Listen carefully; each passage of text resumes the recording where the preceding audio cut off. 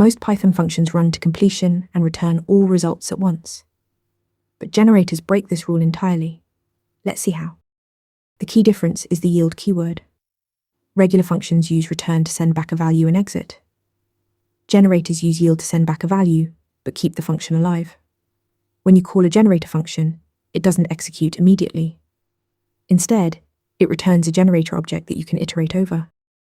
Here's where it gets powerful. When you request the next value from a generator, execution resumes right where it left off. All local variables maintain their state between calls. The function pauses at each yield, remembers everything, then continues from that exact spot when you ask for the next item. This pause and resume capability is what makes generators unique.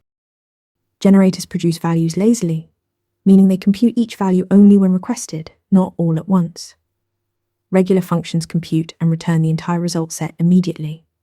Generators return an iterator object, so you can loop over them with for loops or call next manually. This on-demand approach is fundamentally different from pre-computing everything. Why does this matter? Memory efficiency. If you need to process 1 million records, a regular function would create a 1 million item list in memory. A generator produces one item at a time, using constant memory regardless of sequence size. For large datasets or infinite sequences, this difference is critical.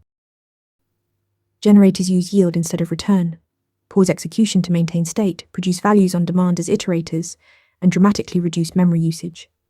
Master them and you'll write more efficient Python code. Start practicing generators in your next project. Want to get better at answering questions like this?